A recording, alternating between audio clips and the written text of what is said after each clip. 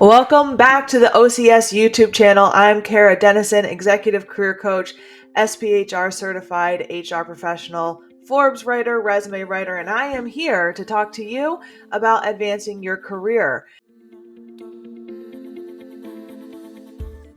This month in September, we've already talked about some really great stuff. Make sure to go check it out on some of our previous videos, but we've talked about how to make a career pivot and how to overcome imposter syndrome. And so what we're going to be talking about today is if you are ready, you decided I am going to make a career pivot, I am going to start a job search, I have overcome a little bit of that imposter syndrome, at least I'm aware of it now, and I know what type I am now. Now, I am going to go and try and find the right company for me. And next week, we're going to be talking about the two different types of job searches that you can take and how you can make sure that you're spending your time wisely. But this week, let's talk about company culture. What is it? Why is it important? And how can we match your values to your future company's values?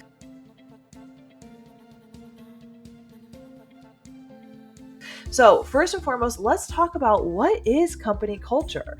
Well, company culture is really the blend of values, beliefs, behaviors, and attitudes that characterize an organization. So it's really that unique social and psychological environment within a business that shapes the overall feeling and interactions among the employees and the team members. So this can really manifest in a lot of different ways. It can manifest in the leadership styles, the communication styles, the way employees collaborate. And it's more than just a written code of conduct. It's more than just what the company puts on their website. It's how the employees actually act, work together, right?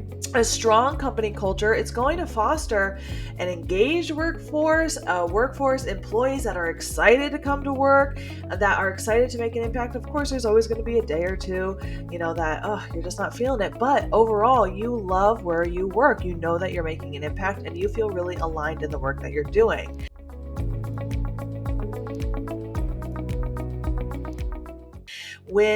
So that's what a cultural fit is, right? The cultural fit is going to be compatibility between you as an individual and the company's values, beliefs, and culture. So today we're going to really talk about is how do you figure out and how do you find out what is a good cultural fit for you when it comes to navigating a job search or navigating a career change so that you can be in alignment. And this is so important, right? And a lot of people don't put that much stock into the company culture, but I gotta tell you, it's really important because of the fact that if you are misaligned, if your values do not match the company's values, you're gonna be butting up against each other a lot. And what tends to happen is that if you are not aligned with your company, you're gonna burn out faster. You're not going to work in a flow state. You're going to feel like you're hustling and grinding and white knuckling it all the time. And things like burnout, stress, mental health issues, physical health issues are more prevalent because you're not a good fit.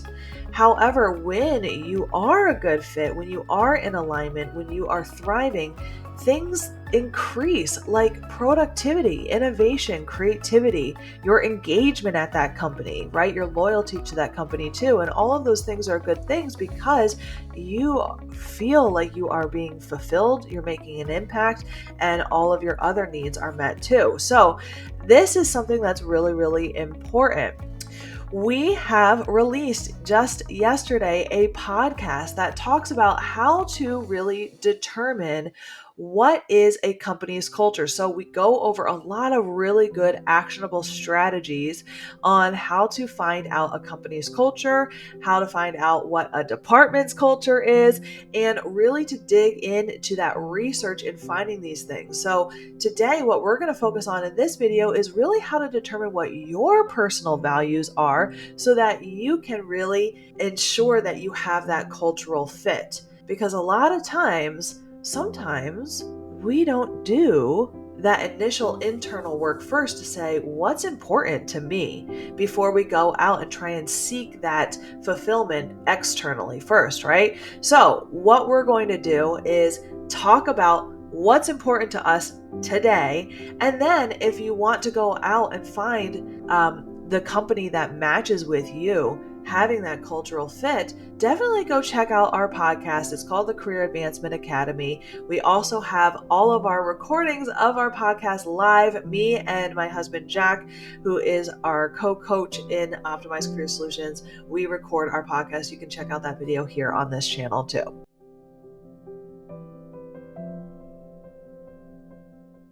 So let's quickly talk about the difference between department culture and company culture, right? So the overarching difference really is how the company interacts, right, as a whole, what they strongly believe in, what their mission, what their belief statements are, how leadership as a whole communicates, what the head of the company, either the owner, the boards, or the C-suite leadership, what they truly value and how they communicate and how that all trickles down. The same is true for a department. It's just on a smaller scale, right? What we have found is that if that department's culture does not match the company's culture, or if that department culture is not a good fit for you, even if that company culture is, it's not going to be a great fit for you overall, because of the fact that we are first and foremost within that department before we're in that whole company as a whole. And so you really want to make sure, and we go over this again in the podcast, how to ask the right questions, talk to people in those departments, and talk to people in the company as a whole, so you can get a pulse and a really good taste of what the department culture is versus what the company culture. And if they're in alignment, if they're matching, that's great. And if they're not, that could be a really big indicator that there's something not quite right at that company, right?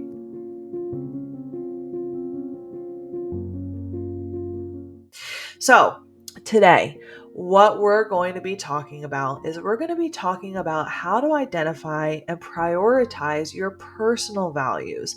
This is so important because it's almost like starting on a path or a journey and you don't know what the destination is if you haven't done that self evaluation to figure out what's important to you before you start seeking that in some other company. It's almost like going to the grocery store and you're hungry, and so you just start shopping, right? And that bill's going to be quite high at the end, at least for me, if I don't have a list ahead of time, right? Because you don't know what you're looking for. The same thing is in a job search. You're going to be spending a lot of time, a lot of energy, and you risk the potential of ending up in a place where you're not in alignment, where you potentially could be extra stressed out, burnt out, etc., because you don't know if it's a good fit for you because you haven't done that work ahead of time. So let's talk about, what do we do? How do we figure that out? If it's been a minute, because here's something really interesting too. Your values could have changed. If you've done an exercise similar to this earlier in your career or even a couple of years ago, it could have changed because you are a growing and evolving human being who has received different inputs and different information as you've grown and learned new things throughout your career. And so those values could have changed. So if you're watching this, I'm glad, because we're going to go ahead and do that exercise right now so that you can leave this video feeling secure and knowing what your values are. And that will be that next step to going and finding a company that matches those values.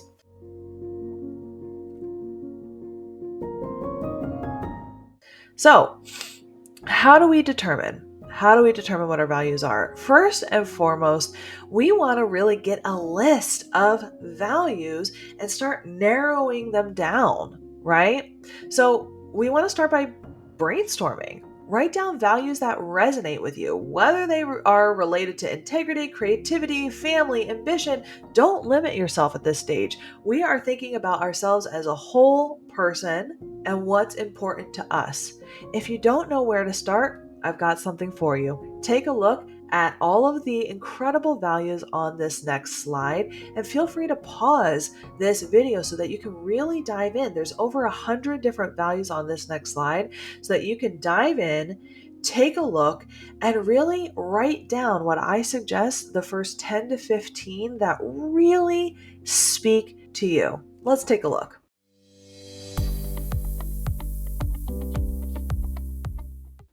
Now that we've gone over and taken a look at all of these 100 values, there's a lot out there. And you probably, after you've looked at all of those, said, wow, some of these are actually really important to me that I didn't even really think about. Now you probably have a list of 10 to 15 that you're excited about that really kind of resonate with you. If you're not sure what really resonates with you, have that list, write down the ones that really stuck out to you, kind of popped off the page or the screen, and think about people that you admire. Think about people that you admire, that you really look up to, mentors, colleagues, friends, family, and what type of values on that screen do they embody that you kind of wish you had a little bit more, or you also embody, but maybe you don't really recognize it as much as maybe you recognize in someone else. And that's okay. That's okay, right? The next step to really getting into what values are really important to you is reflect on some past decisions. You have not gotten to this stage in your life or your career without making some big decisions. You had to decide what school to go to. Maybe you had to decide on classes to take. You had to decide on a career or a job to take. Do I take this offer? Do I not take this offer? Do I live here? Do I not live here? And when making those decisions, there were things that played into that decision making. What were some of those things? And what did you really place at the heart of those decision makings? Some of those decisions will help play into you figuring out what those values are, right? Now that you've had it kind of narrowed down, maybe you have 10, maybe you have 15, I want you to rank them. Rank your values in order of importance. Ask yourself, what can you not live without? And what can you compromise on? What would be a nice to have and what is a must have? Narrow it down to your top five. Top five values. This is so important because let's be honest, having 10 to 15, it's going to be hard to find, right? But we're adaptable people. We've learned and we've grown, and there are going to be things that are just non-negotiables you have to have in your life. And there are some things that are going to be wishes to have, wants to have, right?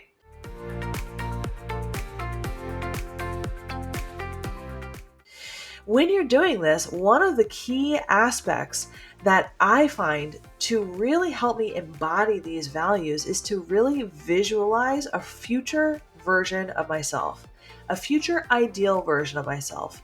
If I were walking through an ideal workday where I wake up, I have my ideal morning routine, I have my ideal day at the office, I have my ideal, dinner, time with the spouse, ideal nighttime routine, and I get to bed on time, what are some of the things that I would be valuing, and what were the things that I would be embodying if I were the most ideal future version of myself? And as you are going through and you're really thinking about these values and you're visualizing yourself, what are the ones that really pop out to you, right? The other thing is that you can really review and adjust these as we go. So that's something that I want you to keep in mind. Just like I said before, you are going to grow and you're going to adjust as you learn different experiences. And you might, at this point in your life, have one value that's super important to you. And it's a non-negotiable because maybe you didn't get that value met at some point and you need it now. But in the future, it might not be as important. And that is okay. That is why having and reviewing and adjusting these and checking in with yourself every once in a while is good. I recommend doing it at least once a year, right? Because then what's really great about reviewing and adjusting is you get to check in with yourself, check in with your organization and say, am I in alignment? Are my needs and my values being met? Are my must-haves being met? Are my want-to-haves being met? And if so, great. And if not, am I okay staying here? Am I still growing? Am I still learning? Am I happy? Am I fulfilled? Or do I need to just take another step back and think about where I am and maybe make a plan, right?